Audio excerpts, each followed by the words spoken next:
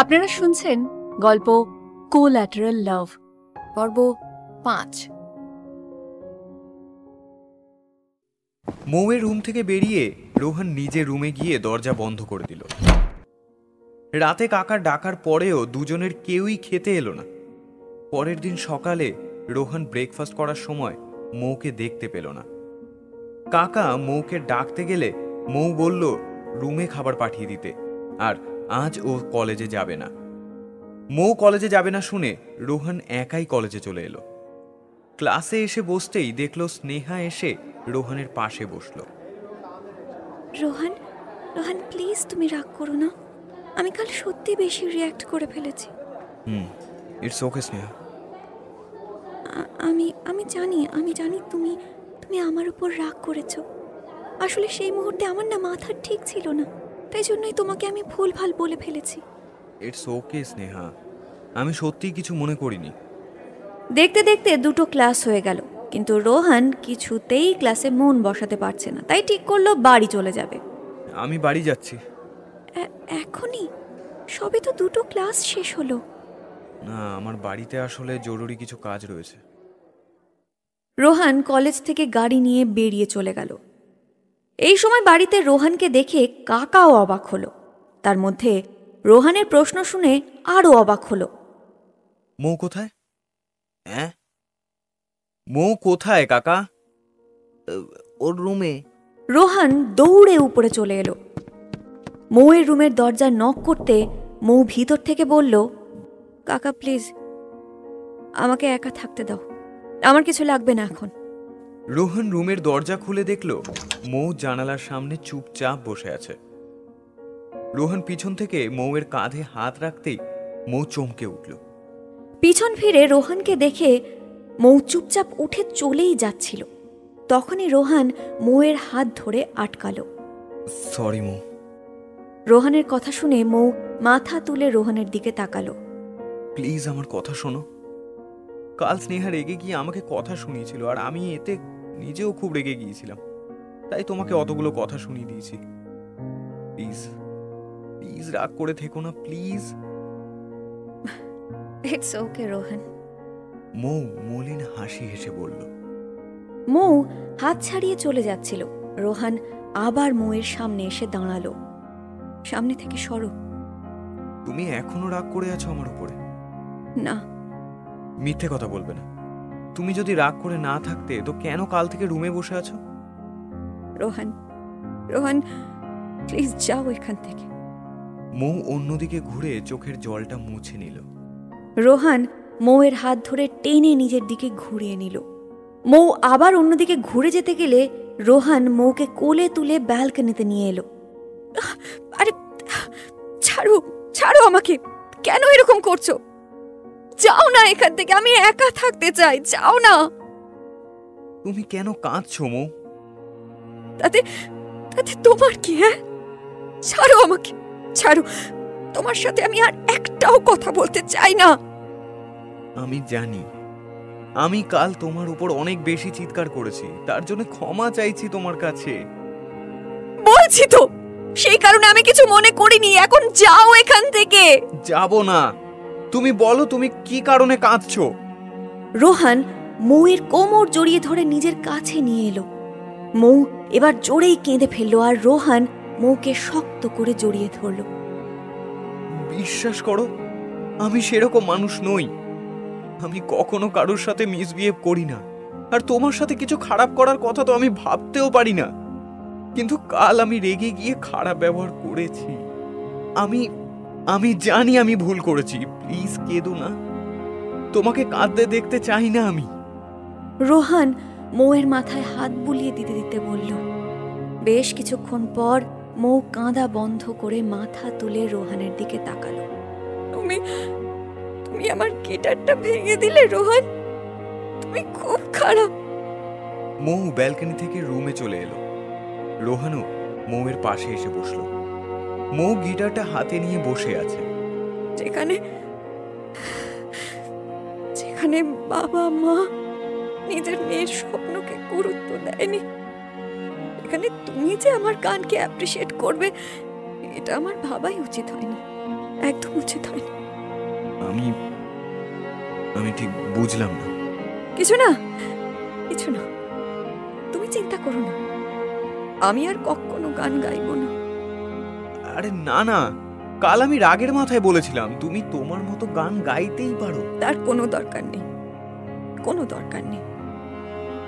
যেটুকু স্বপ্ন বাঁচিয়ে রেখেছিলাম, কাল সেটা মরে গেছে। আমি আমি তো কিছুতেই বুঝি না, সবার আমার গান নিয়ে এই সমস্যা কেন? কেন সবার? হ্যাঁ, সবার। প্রথমে বাবা, মা, আর এখন তুমি। আমি তো জাস্ট রেগে গিয়ে বলেছিলাম, কিন্তু কিন্তু আঙ্কেল আন্টি কবে, মানে কেন? না, কিছু না, কিছু না। বলো মৌ। তোমাকে কেন বলবো আমি? যাতে যাতে তুমি আমার কাটা খায়ে নুনের ছিটে দিতে পারো, তাই জন্য? না, আমি তোমার থেকে জানতে চাইছি, তাই তুমি বলবে। বলো। একে তো দোষ করেছো, তার উপর এখন অর্ডার করছো। আচ্ছা আচ্ছা, তো গিল্টি ফিল করাতে চাইছো আমাকে? এমনিতেই কাল রাত থেকে আমি গিল্টি ফিল করছিলাম, এবার তুমি যদি আরো চাও তো।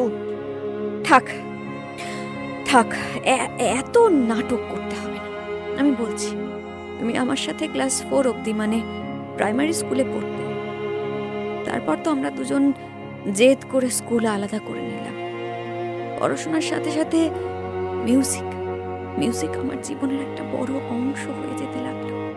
বাবাকে যখন যা বলেছি এনে দিয়েছে, ঠিক তেমনি guitar, mouth organ, music player সব চেয়েছি, আর বাবা এনেও দিয়েছে।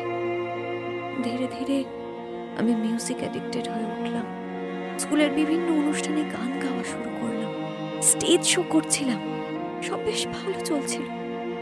একদিন স্কুলে একটা অডিশন হচ্ছিল গানে, আর আমি গানও গিয়েছিলাম। এই অডিশনটা হওয়ার 1 সপ্তাহ পর বাড়িতে একটা ফোন আসে। বাবা ফোনটা রিসিভ করে জানতে পারে যে আমি যে অডিশনে গান গিয়েছিলাম সেটাতে সিলেক্ট হয়েছি।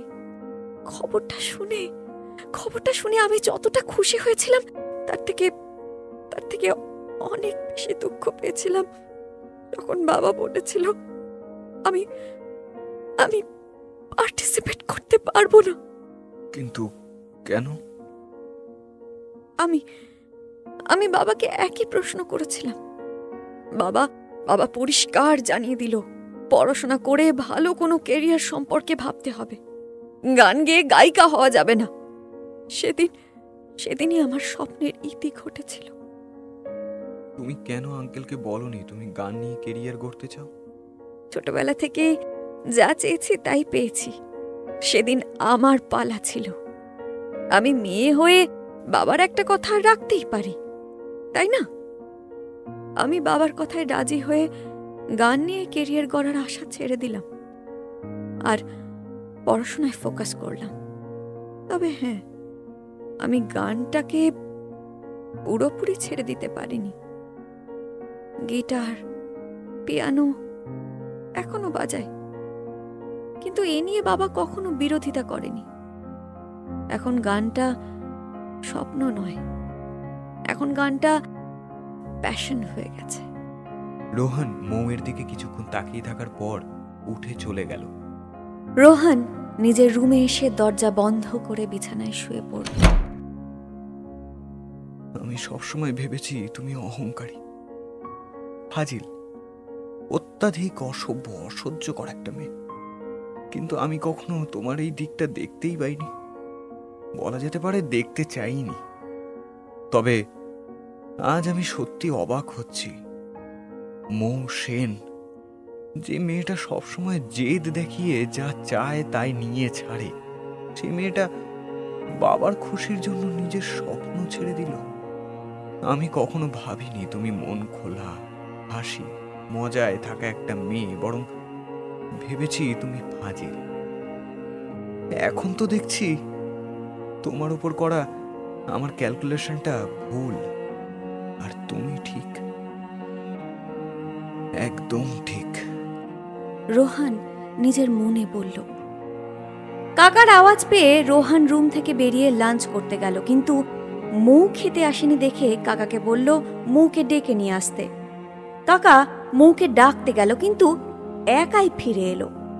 মৌ আসেনি? পরি দিদি ঘুমিয়ে পড়েছে। রোহান ঘড়ির দিকে তাকিয়ে দেখলো 2টো বাজে। তুমি খেয়ে নাও দাদা বাবু, পরি দিদি ঘুম থেকে উঠলে আমি ঠিক খাইয়ে দেব। খাবো না আমিও, ভালো লাগছে না। রোহান টেবিল ছেড়ে উঠে গেল। রোহান টেবিল ছেড়ে উঠে চলে গেল। রোহান উপরে এসে নিজের রুমে না গিয়ে মৌয়ের রুমে চলে গেল। সত্যি মৌ ঘুমিয়ে পড়েছে। মৌ একটা সাদা রঙের ফ্রক পরে আছে। খোলা চুলগুলো বিছানাময় ছিটিয়ে পড়ে আছে। সাদা বিছানাটার উপর একটা সাদা পরীর মতো ঘুমিয়ে আছে মৌ। রোহান মৌয়ের মাথার কাছে এসে দাঁড়ালো। আমি কখনো স্বীকার করিনি, কিন্তু তুমি সত্যি খুব কিউট।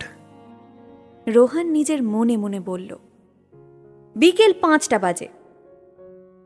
মৌ, মৌ, এই মৌ, এই তুমি এখনো ঘুমোচ্ছ? আরে এই মৌ, ওঠো, দেখো সন্ধ্যা হয়ে গেছে। মৌ চোখ কচলাতে কচলাতে উঠে বসল। উফ, সত্যি তুমি কুম্ভকর্ণের আপডেটেড ভার্সন, জানো? এত ঘুমোতে পারো কি করে কে জানে। তোমার তোমার কি সমস্যা বলো তো? আর তুমি আমাকে সেই দুপুর থেকে কেন জ্বালাচ্ছ বলো তো? তুমি তো কলেজে গেছিলে, তাহলে ক্লাস না করে কেন ফিরে এলে? সব উত্তর পরে দেব, আগে এটা নাও। রোহান মৌয়ের সামনে বসে মৌয়ের গিটারটা মৌয়ের হাতে দিল। এটা কি করব? তুমি কাল এত জোরে ছুঁড়ে ফেলেছো যে এটা আর বাজছে না। ট্রাই করে দেখো। মৌ গিটারটা বাজিয়ে দেখলো বাজছে, তাই অবাক হয়ে রোহানের দিকে তাকালো। এই এটা কি করে? মানে মানে কালকে তো বাজছিল না। আমি ঠিক করিয়ে দিয়েছি। মৌ খুশিতে লাফিয়ে উঠে রোহানকে জড়িয়ে ধরল। Thank you, thank you, thank you, thank you so much. হ্যাঁ তো ম্যাডাম, আপনার থ্যাংক ইউতে কি আমার পেট ভরবে? মানে? খিদে পেয়েছে আমার, দুপুরে লাঞ্চ করিনি আমি। ইমা, তুমি খাওনি কেন? তুমি না খেয়ে ঘুমিয়ে পড়লে, তাই খাইনি। তাছাড়া কাল থেকে যা গিল্টি ফিল করাচ্ছ, খেতেই পারছি না। এই আমি তোমাকে গিল্টি ফিল করাইনি, বুঝেছো? কিন্তু আমার খারাপ লাগছিল, কারণ আমি ভালো মানুষ, বুঝেছো? Soft hearted. তুমি ভালো মানুষ? কাকতারও একটা, মাথা মোটা, রুড, অকারণেই রাগ দেখাও। তুমি আগের দিন নিজের ইচ্ছায় হেরেছিলে রোহান। তুমি জেনে শুনে আমাকে জিততে দিয়েছো। তুমি এটা জানো? অবশ্যই। তুমি নিজে থেকে আমাকে জিতিয়ে দিয়ে তারপর আমার উপর চিৎকার করলে, যেখানে আমার কোনো দোষই ছিল না। কারণ আমি তোমাকে বলিনি আমাকে জিততে দাও, তাই না? কাল যখন তুমি আমার উপর চিৎকার করছিলে, তখন কিন্তু আমি এই কথাগুলো বলতে পারতাম, কিন্তু আমি কিছু বলিনি। কেন জানো? কারণ আমি বুঝতে পারছিলাম স্নেহা তোমাকে কিছু একটা বলেছে, তাই তুমি রেগে আছো। তুমি আমার উপর চিৎকার করছিলে, সেটা আমার খারাপ লাগেনি, কিন্তু তুমি আমার গিটারটাকে ফেলে দিয়েছিলে, সেটা আমার খারাপ লেগেছিল। সরি মৌ, বিশ্বাস করো আমি তোমাকে হার্ট করার জন্য এটা করিনি। জেনে বুঝে কারো স্বপ্ন নষ্ট করার মতো মানসিকতাও আমার নেই। এই তুমি কি বলতে চাইছো বলো তো? আমার বাবা মা খারাপ? ওরা আমার স্বপ্ন নষ্ট করেছে মানে ওদের মানসিকতা খারাপ? আরে অদ্ভুত মেয়ে তো, আমি এসব কখন বলেছি? তোমার বাবা মা তোমার ভালো ভেবেই এই পদক্ষেপ নিয়েছিলেন, এটার সাথে আমার কথার কোনো মিল নেই। তবে আমি একজন মানুষ হিসেবে কখনোই কারোর ফিলিংস হার্ট করা পছন্দ করি না। কিন্তু তুমি হার্ট করেছো। অদ্ভুত তো, বারবার গিল্টি ফিল করানো জরুরি নাকি? বলছি তো ভুল হয়ে গেছে।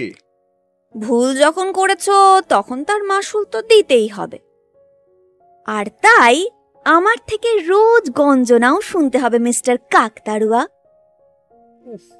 এটা কিন্তু একদম ঠিক নয়। I don't care. আচ্ছা চলো খেতে। মৌ রোহানের হাত ধরে টেনে নিচে এনে খাবার টেবিলে বসালো। কাকা, ও কাকা, আরে খাবার দিয়ে যাও। এই তো মিটলো তোমাদের ঝগড়া? হ্যাঁ, ওই কোনো রকমে, ওই ঘুষ দিয়েছে আর কি। হোয়াট? ঘুষ? ঘুষ নয় তো কি? গিটার ভেঙে আবার ঠিক করিয়ে দিয়েছো, এটা তো ঘুষই হলো। বাবা, তোমার মন পাওয়া আমার সাধ্যি নয়। রোহান মুখটা বেজার করে বলল। পরি দিদি, তুমি কিন্তু খুব দুষ্টু। আসলে কি বলতো, সেই ছোট্ট থেকেই না ওর পিছনে লাগতে আমি খুব ভালোবাসি। মৌ হাসতে হাসতে বলল। রোহান মৌয়ের দিকে তাকাতে মৌ আরো জোরে হেসে উঠল। রোহানও মাথা নিচু করে হাসলো।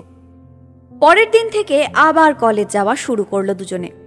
কলেজে নিজের বন্ধুদের সঙ্গে থাকলে দুজন দুজনের সঙ্গে কথা না বললেও চোখাচোখি হলে একে অপরকে মিষ্টি একটা করে হাসি উপহার দেয়। দুটো গ্রুপের মধ্যে ঝগড়া লাগলেও দুজনে আর ঝগড়া করে না, ঝগড়াটা থামানোর চেষ্টা করে।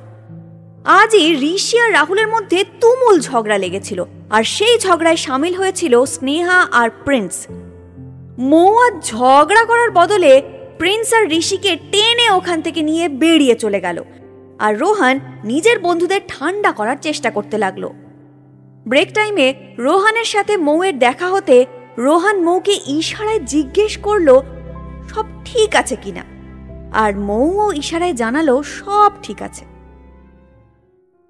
তোমার বন্ধুরা না অকারণেই ঝগড়া করে, সাগরিকা বলে উঠল। হোয়াট? মোটেও না, তোমার বন্ধুরা অকারণেই ঝামেলা করে। রোহান উত্তর দিল। আচ্ছা, কে আর ঝামেলা শুরু করেছে বলো তো? প্রিন্স। হোয়াট? তুমি কি চোখে কম দেখো নাকি? তোমার বন্ধু রাহুল সে আগে শুরু করেছিল, আর প্রিন্স তো শুধু উত্তর দিয়েছে। ও, তুমি প্রিন্সের ভুল দেখতেই পাও না, তাই না? না, কারণ প্রিন্স ভুল করতেই পারে না। ও একদম পারফেক্ট একটা ছেলে, এক কথায় যাকে বলে মিস্টার পারফেক্ট। আচ্ছা, প্রিন্স এত বড় একটা ট্যাগ ডিজার্ভ করে বুঝি? একদম। Prince handsome, responsible, friendly nature, হাসি খুশি মজা করতে ভীষণ ভালোবাসে, তারপর ভালো গানও গায়, পড়াশোনাতেও ভালো, আর সব থেকে বড় কথা আমার সাথে ওর রিলেশন খুব খুব ভালো। খুব ভালো? এটা বলেই রোহান টেবিল ছেড়ে উঠে পড়ল। আরে আরে দাদা বাবু, না খেয়ে উঠে পড়লে কেন? রোহানকে টেবিল ছেড়ে উঠতে দেখে কাকা বলে উঠল। আরে আরে হ্যাঁ রোহান, তুমি খেয়ে নাও, পেট ভরে গেছে আমার। এটা বলেই রোহান উপরে চলে গেল। মৌ আর কাকা অবাক হয়ে রোহানের যাওয়ার দিকে তাকিয়ে রইল। পরের দিন কলেজে মৌ ব্রেক টাইমে ক্লাস থেকে বেরিয়ে ক্যান্টিনের দিকে যাচ্ছিল, তখনই দেখলো রোহান আসছে সামনে থেকে। মৌ রোহানের দিকে তাকালো, কিন্তু রোহান ওকে ইগনোর করে চলেই যাচ্ছিল। তার আগেই মৌ রোহানের হাত ধরে টেনে গ্রাউন্ডে নিয়ে এলো। আরে কি করছো তুমি? সেটাই তো আমি বুঝতে পারছি না, কি করছো তুমি? হ্যাঁ, সকাল থেকে দেখছি তুমি আমাকে দেখে না দেখার ভান করছো, এর কারণটা কি শুনি? আমাকে কি দরকার? কোথায় গেল তোমার প্রিন্স? হ্যান্ডসাম, রেসপন্সিবল, আর কি কি যেন বলেছিলে? ও হ্যাঁ, ফ্রেন্ডলি নেচার, ভালো গান গায়, আরো কত কি। যাও মিস্টার পারফেক্টের কাছে যাও, আমাকে কি দরকার? রোহান, তুমি এত রিঅ্যাক্ট কেন করছো? কারণ আমি তোমার সাথে কথা বলতে চাই না। এই তুমি কিন্তু এবার বেশি। মৌ কথাটা শেষ করার আগেই ফোনটা বেজে উঠল। মৌ ফোনটা হাতে নিয়ে দেখলো হোম স্ক্রিনে প্রিন্সের নাম সমেত প্রিন্সের একটা ছবি ভেসে উঠেছে। এসে গেছে তোমার মিস্টার পারফেক্টের কল, যাও এবার। মৌ কোনো কথা না বলে চলে গেল। ছুটির পর রোহান গাড়ির সামনে দাঁড়িয়ে অপেক্ষা করছে মৌয়ের আসার জন্য, কিন্তু মৌ এখন এসে পৌঁছয়নি। মিনিট 10 পর মৌ এসে গাড়িতে উঠে বসলো, আর রোহানও বাড়ির উদ্দেশ্যে বেরিয়ে পড়ল। বাড়ির গেটে আসতেই মৌ চিৎকার করে বলল গাড়ি থামাতে। রোহান গাড়ি দাঁড় করাতে মৌ নেমে পড়ল, আর রোহান গাড়ি নিয়ে চলে গেল পার্কিং লটে। রোহান গাড়ি পার্ক করে বাড়িতে ঢুকতে গিয়ে দেখলো মৌ বাড়ির দিকেই আসছে, আর মৌয়ের হাতে একটা বিড়াল বাচ্চা। এটা কোথা থেকে তুলে এনেছো? এই মেইন গেটের বাইরে ছিল, কি কিউট তাই না? যেখান থেকে এনেছো সেখানে রেখে এসো। আমি এটাকে নিজের কাছে রাখবো। একদম নয়, রাস্তায় ছিল এটা, আর তুমি এটাকে নিয়ে বাড়িতে গেলে ইনফেকশন ছড়াবে। যাও রেখে এসো। না না, আমি আমার রুমে রাখবো, প্লিজ রোহান প্লিজ। না বলেছি তো। Please please please please please. Mou বাচ্চাদের মতো মুখ করে বলল, তাই রোহান আর না বলতে পারল না। আচ্ছা ঠিক আছে, কিন্তু কিন্তু ভুলেও আমার রুমে যেন না আসেও। ওকে। মৌ বিড়াল ছানাটাকে নিয়ে নিজের রুমে চলে গেল। খাবার টেবিলে রোহান বসেছিল, তখনই মৌ বিড়াল ছানাটাকে নিয়ে নেমে এলো। এটা এখানে কেন? ও মা, জেন জেনারও যে খিদে পেয়েছে। Zen Zen? এই নামটা দিয়েছি আমি, নামটা ভালো না? উফ, সব অদ্ভুত অদ্ভুত কাজ করে এই মেয়েটা।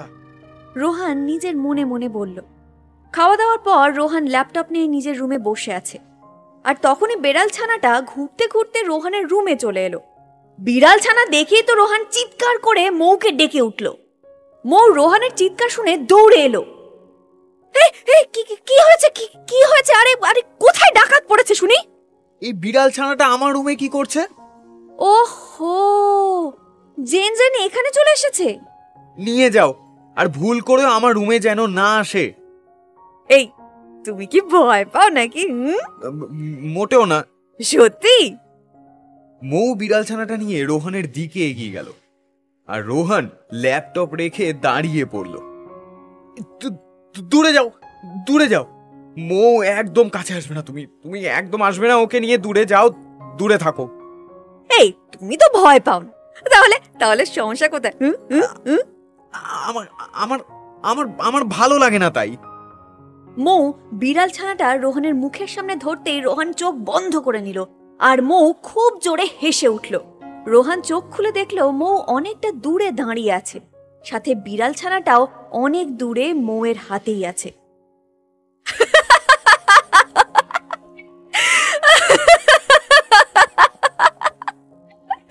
মিস্টার কাকতাড়ুয়া, তুমি এত ভীতু আমার জানা ছিল না। মৌ হাসতে হাসতে বলল।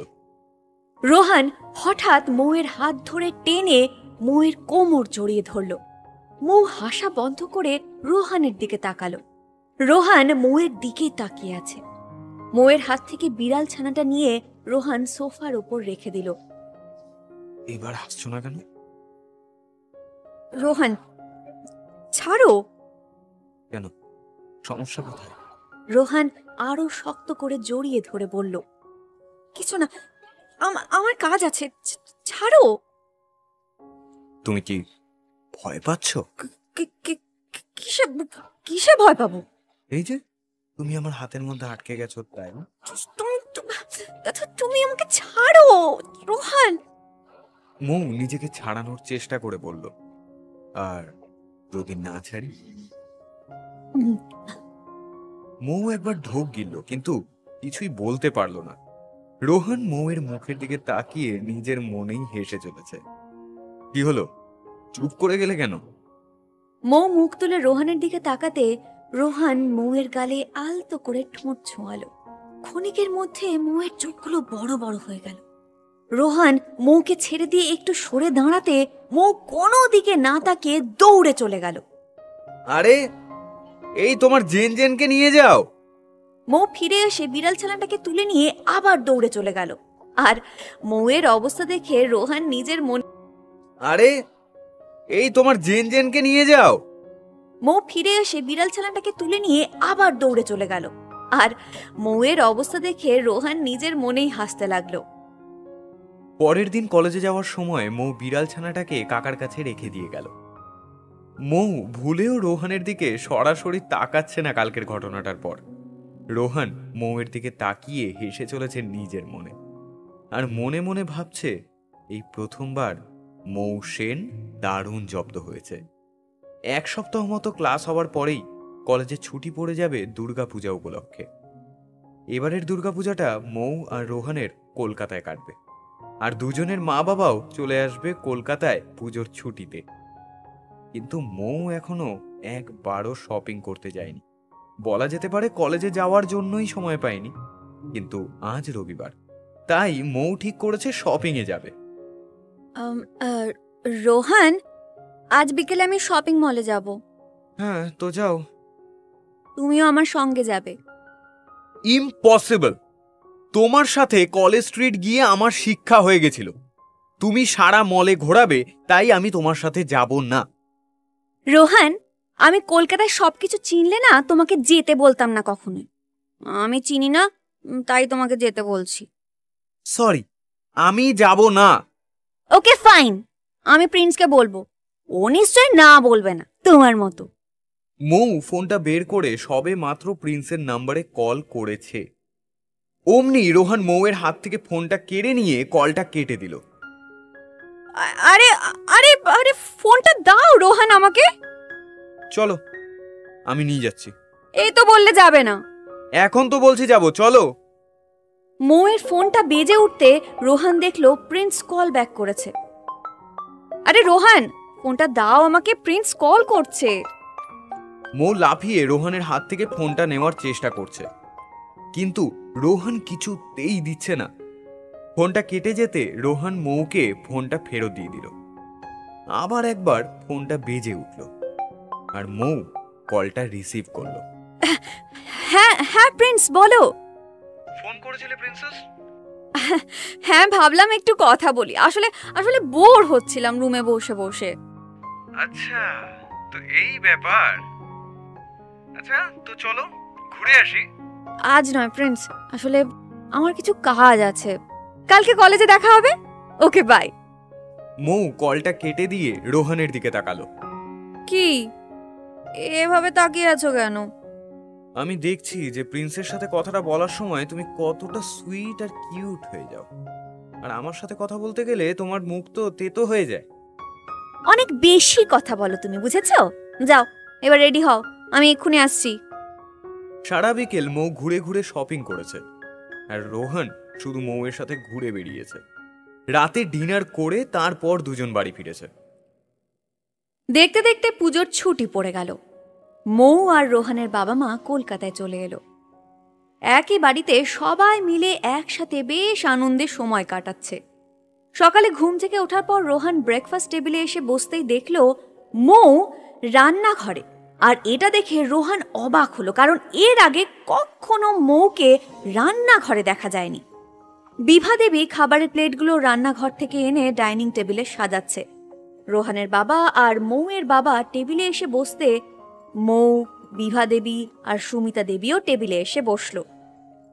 তুমি রান্না করতে পারো? সে কি, দুষ্টু কখনো রান্নাঘরে যায়নি নাকি? রোহান মাথা নেড়ে বলল না। আমি কখনো ওকে রান্না করে খাওয়াইনি। তার মানে তুমি রান্না করতে জানো? হ্যাঁ জানে তো, বিভিন্ন ডিশ নিয়ে এক্সপেরিমেন্ট করতো আগে।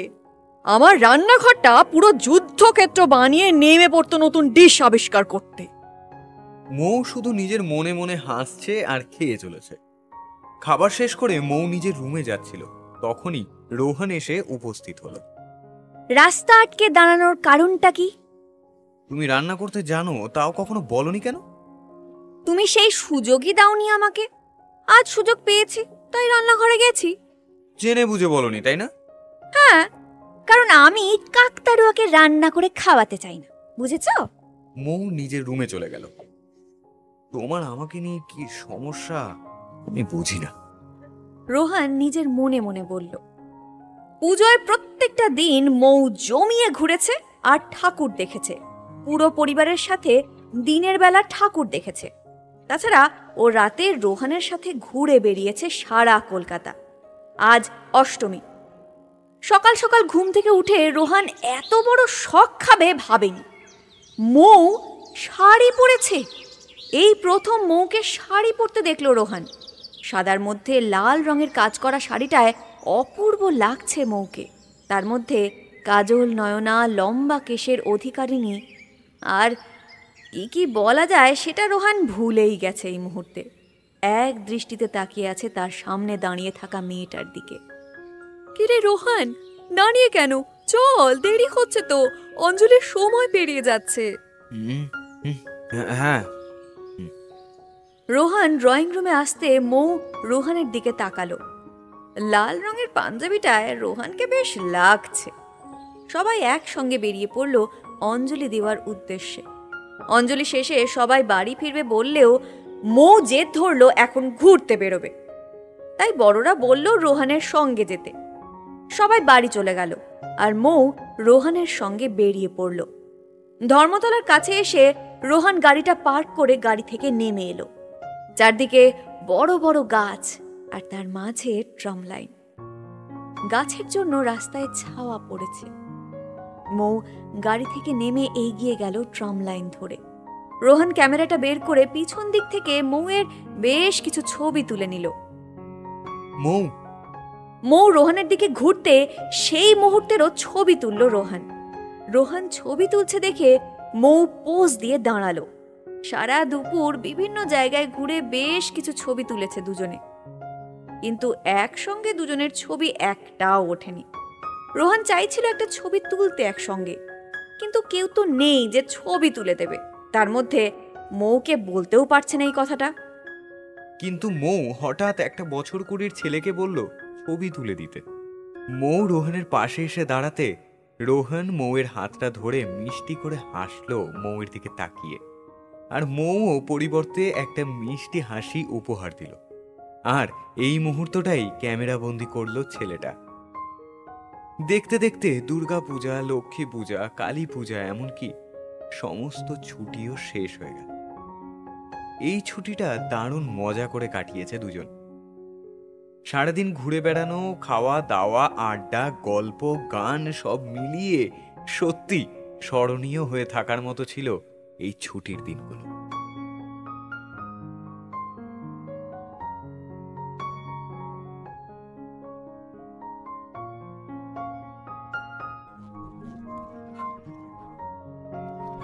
গল্পের পরবর্তী অংশ শোনার জন্য শুনতে থাকুন গল্প কোল্যাটারাল লাভ।